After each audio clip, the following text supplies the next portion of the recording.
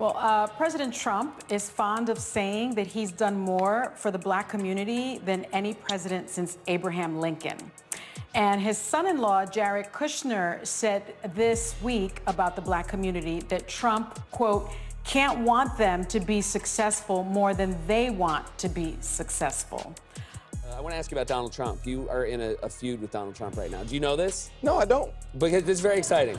Oh, for really? me, because he doesn't like me either, and so anytime there's somebody new he doesn't like, I feel a fraternity, a brotherhood with this. Okay, so we're having beef? You're having beef because I guess you said in an interview that you were a better golfer than him, and then you told a story. Is this true that he signed you up for one of your golf clubs and didn't tell you? Yeah. He said the president cheats at golf. On live television. Not once, not twice, but on 2 major networks with millions watching. And then the president accidentally proved him right by tweeting about it. This is the night Samuel L. Jackson didn't just roast Donald Trump, he dismantled the myth of the man, one fairway lie at a time. Subscribe if you support Samuel L. Jackson. So you had to pay, like... No, I didn't pay. Okay. I got a bill that I didn't pay. Okay. Because I had no idea, and I had my assistant call and tell him I don't really belong to that club, and I haven't been there in 3 years. And they go, well, you are a member, and here's your member number. And they were charging me some pool fee for being at I haven't been there. But somebody did send me something today that said Trump said he didn't know me. He said he didn't know you. I actually have his tweet right here. Let me see the tweet. This is very exciting. So there you go. It says, I don't know Samuel L. Jackson, to best of my knowledge, haven't played golf with him, and think he does too many TV commercials. Boring, not a fan. Cue the real. January 2016, it's pre-election chaos, The Hateful Eight is in theaters, and Samuel L. Jackson is sitting across from Seth Meyers on NBC's Late Night. The crowd expects movie talk. What they get instead is a nuclear-grade celebrity story. Meyers casually brings up golf, and Jackson drops it like he's been waiting for the question all year. Yeah, I've golfed with him, he says, leaning back, voice smooth as bourbon. Not a bad thing. Now, it's very interesting when Donald Trump says someone is out on TV too much, because, you know, he's with exposure, he thinks it's very careful to just barely be on TV at all. Barely get yourself out there. But is that true? You say, now you claim right here you have met him. Yeah, I met him a lot. You played golf with him. I played golf with him. He claims... I actually played golf with him with Anthony Anderson one day. Gotcha. And we were all playing together, and we clearly saw him hook a ball into a lake at Trump National in Jersey. And his caddy told him he found it. Now, was the caddy soaking wet when he said this? No, he was not. Yeah, he just took off running, and next thing you know, I got it, Mr. Trump. And you're like,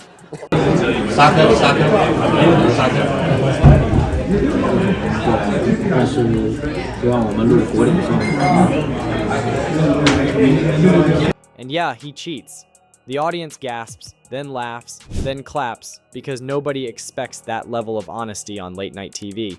You can see the grin creep across Seth's face, the grin of a host who knows this clip is about to go viral before the show even cuts to commercial. The air crackles with that unique electricity of a guest going rogue in real time. Within hours, the quote detonates across headlines. Variety, CBS Sports, The Guardian, every outlet runs the same summary. Samuel L. Jackson accuses Donald Trump of cheating at golf. did you see a splash? You saw a splash. Gotcha. And he used to call me. I have another person that can verify that he knows me. He called me one day. I was here in New York, and he was always calling him, Samuel L., the Don. Who?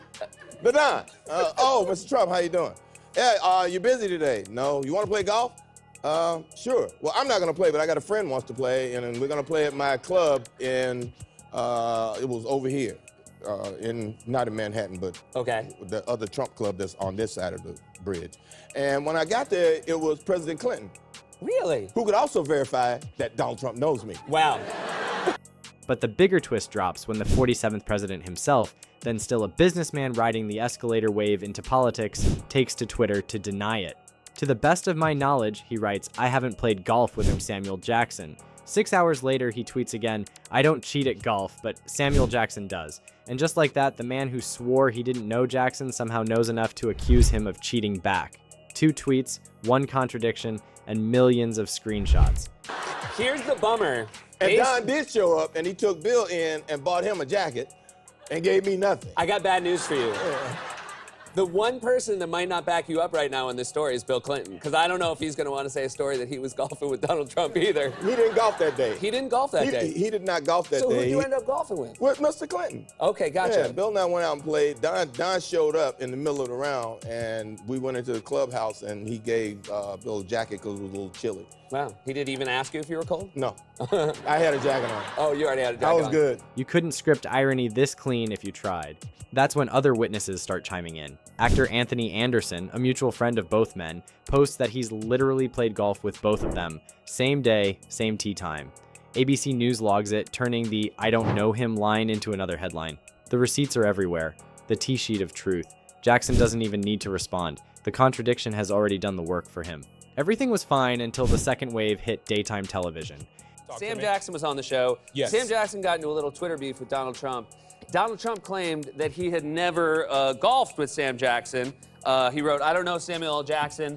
To the best of my, there you go. To the best of my knowledge, haven't played golf with him and think he does too many TV commercials. Boring, not a fan." You came to the defense of Sam Jackson immediately. You tweeted right here, "Come on, Donald Trump, you played golf with Samuel Jackson and me as well. We also had lunch together. Shrimp and hot dogs sound familiar." Yeah. So you did golf. The three of you golfed together. We golfed together at Trump's course in Bedminster and had a great time. Yeah. Jackson walks onto The View, casual in sunglasses, and repeats the same story with surgical calm. He cheats. I've seen it. The hosts howl, the audience roars, and the clip becomes daytime dynamite. It's the same allegation, but the repetition on a different platform, live, unscripted, and watched by millions of morning viewers, turns it from a one-off quip into a televised testimony. Now it's not just a late-night laugh, it's a cultural moment. What do you make of these types of comments coming out of this administration, Sam? Well, first of all, I can't take a lot that Jared Kushner said seriously. I mean, he is Jared Kushner, right? So why should we, listen to what he has to say? Especially, I mean, how many black people you really think he knows or talks to on a regular basis so he can understand that? So that's not something that I, take in. The administration is the administration. We know who they are. We know how they feel about the black community, and they said a lot of things about what they've done and what they haven't done, and we can see evidence of that by the number of black people that are in the administration and what they do, particularly for the black community. So, I mean, that's something you should take seriously. You can feel the pivot. One of the most famous men in Hollywood openly mocking one of the most famous men in politics, and doing it live on national TV without flinching. Early call to action. If you're watching and you live for these moments when truth hides in comedy, hit like right now. The algorithms might not like honesty, but you do. Back to the feud. For months, the Gulf War becomes the internet's favorite sports drama. Think of it. A Hollywood icon calling the soon-to-be president a cheater while the president insists he's never met the guy. What did you think of that MFer Donald Trump tweeting that you're a boring actor who does too many TV commercials? Oh my God, did he tweet that? Yeah, he did. What was your reaction to that? I look at my bank account, I laugh.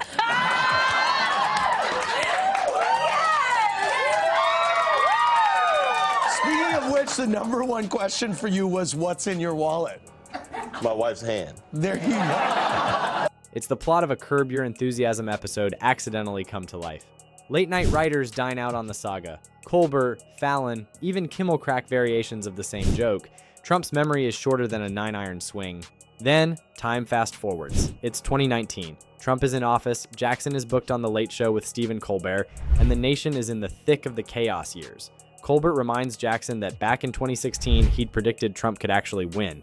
The studio goes quiet. Jackson smirks. I just learned out we have one thing in common. We are both terrible golfers. Because there's a new tell-all book about the president called Commander-in-Chief, How Golf Explains Trump. First of all, why did you go up to Mr. Trump, and what did he say to you when you approached him? Well, I went up out of courtesy and out of respect for the office of President of the United States. Actually, the last time I'd seen Trump was the Saturday before Easter of 2015 at that same golf course with my friend David Koch, We were chatting on the putting green. It was the first time I'd worn knickers. I made a joke about it, and Donald laughed, and he said, "I hope you enjoy the golf course." I went up to him, and, you know, in the spirit of the United States of America, and said, "Congratulations, sir." And then he launched into a diatribe, but I had been rough on him. He used an expletive to describe the content of my book. I looked him in the eye and I said, "It's all true." And he said, "Not in the way you said it. I can't believe why you're here." Well, again, I'd been there a little over a year and a half ago. And I said, "Well, I came with David Koch." Well, he said, "I think it's inappropriate for you to play here and I want you to leave." And so I said, "Fine." And we left. I didn't want to be right, he says. I hope I was trying to be funny. The crowd laughs, but it's not a laugh of comfort. It's that uneasy, knowing sound people make when they realize the joke came true. Colbert nods and adds, "You did call it." Jackson shrugs, that iconic expression halfway between disgust and disbelief, and lets the moment hang. There's no need for more words.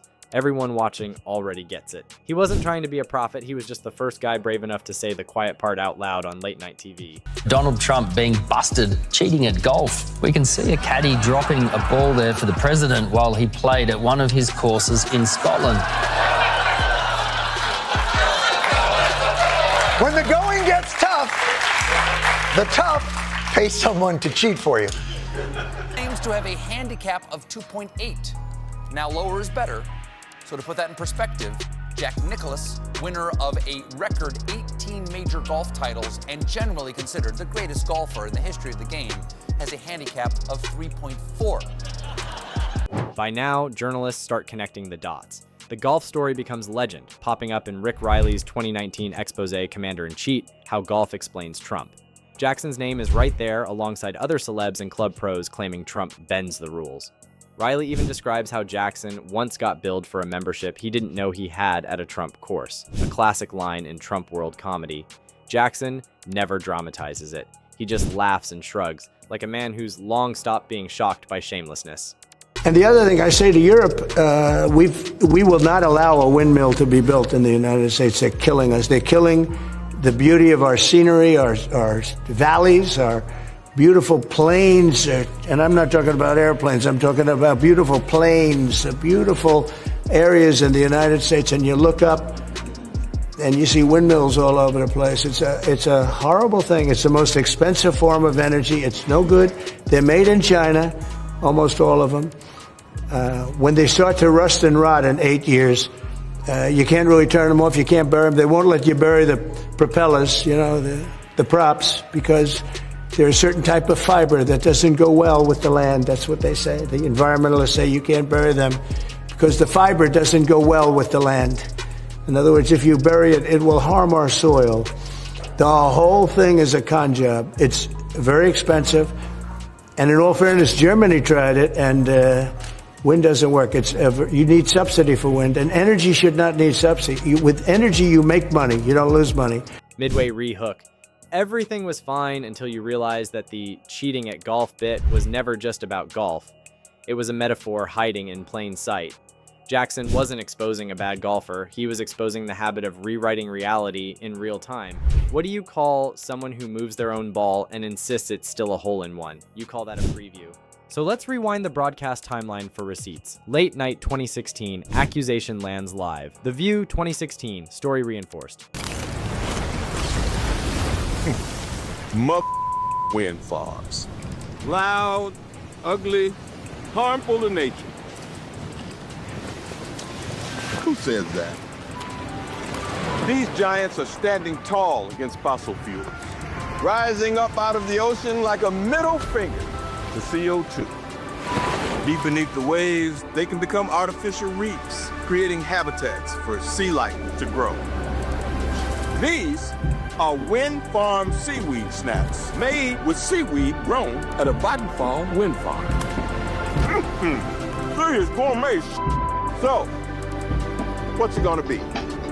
Mother wind farms or mother wind farms?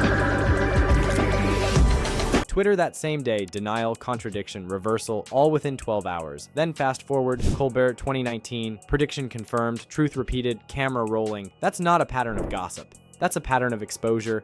Everything was fine until the exposure became unavoidable. By 2020, even Golf Digest couldn't resist publishing a segment titled "Celebrities Who Accuse Trump of Cheating." Jackson's quote is always near the top. It's not even about politics anymore, it's about credibility. 2 weeks ago, Stephen Colbert announced that he was leaving his show.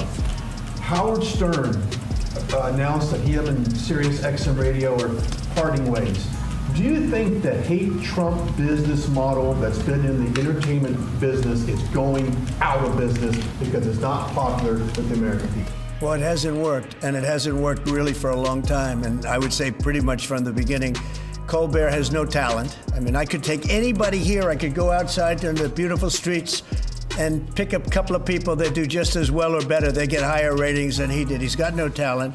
Fallon has no talent. Kimmel has no talent. They're next. They're going to be going. I hear they're going to be going. I don't know, but I would imagine because they get, you know, Colbert has better ratings than Kimmel or Fallon. You know that. Who do people trust more? The actor who gave us Nick Fury and Jules Winfield, or the man who live-tweeted his own rebuttal into oblivion? The internet chose. Mid-CTA. Drop a comment below. Do you think Jackson planned to humiliate him, or was it just an honest answer that happened to land like a grenade? Either way, that moment redefined how celebrity candor can hit harder than a congressional hearing. The thing about Samuel L. Jackson is that he doesn't have to raise his voice. But more important than that is it ruins the landscape, it kills the birds, they're noisy. You know, you have a certain place in the Massachusetts area that over the last 20 years had 1 or 2 whales wash ashore, and over the last short period of time, they had 18, okay? Because it's driving them loco, it's driving them crazy. Now, windmills will not come, it's not gonna happen in the United States, and it's very expensive, and I would love to see, I mean, today I'm playing the best course, I think, in the world, Turnberry. Even though I own it, it's probably the best course in the world, right?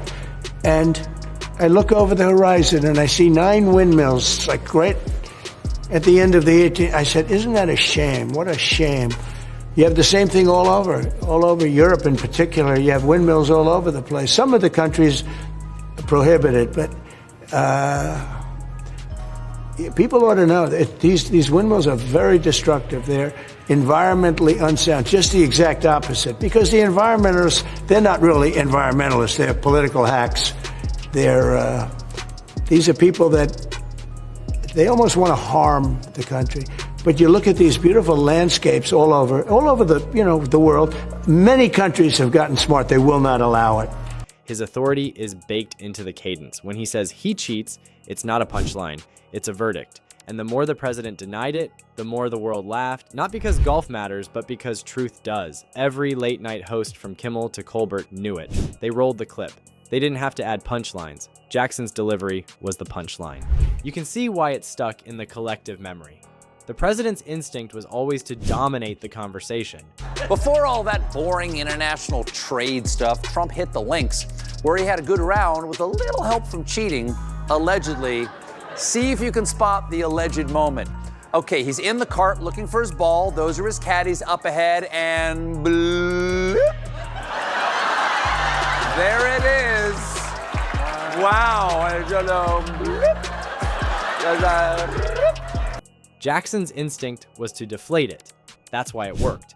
Trump tried to win the exchange by volume, by contradiction, by sheer output of words. Jackson won it by timing, silence, and a smirk. That's not just charisma, that's performance as exposure. Cliffhanger moment. Everything was fine until the world noticed the pattern.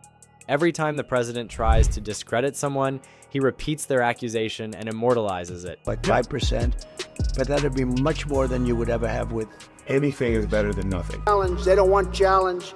The only way to stop these wicked acts is to ensure that any sicko who would shoot up a school knows that within seconds, not minutes, they will face certain death. They have to know that. And they won't be doing it. For this reason, I will ask Congress to repeal totally ineffective legislation that makes it harder to protect our schools and easier for criminals to face absolutely no opposition when they go in. I will also create a new tax credit to reimburse any teacher for the full cost of a concealed carry firearm and training from highly qualified experts. Who's better? Who's better? Jackson knew it. That's why he never took the bait. He didn't engage in a Twitter war. He just waited, knowing the contradiction would play out on camera for him. Let's connect it to the larger theme. Every time Jackson reappeared on talk shows after 2016, he'd get asked about it. And every time, he'd respond with that same blend of weary humor and certainty. Yeah, I said it, he cheats. Nothing defensive, no backtracking, just the calm of a man who knows the truth doesn't need volume. I'm reading your tweet. I'm reading your Twitter. What does my tweet say? Your tweet said, "Why y'all so anxious for me to leave? I pay more than you." I won't say that part. Him too. I want to know what you think about it. That's it? I tweeted that. Oh, that's it? Nothing else? Twitter account, just like he has a Twitter account. I used it. Look, everybody keeps saying I said I was leaving. I was doing a Jimmy Kimmel sketch. I was portraying a Magic 8 Ball. You remember that? Did you see that? I did see that. So why does everybody think that's my personal opinion? Nobody attributes those first two questions to my personal opinion. So why did you think that's my personal opinion? I'm just asking the question to clear it up. We'll clear it up. You could have cleared it up by being a smart journalist yourself and saying, you know that was a Jimmy Kimmel skit, right? Hit like if you think honesty on live television still matters. Drop your favorite Samuel L. Jackson quote below. The man has more truths per minute than most politicians have policies. If you're watching on YouTube, please subscribe to America Facticity for more breaking news.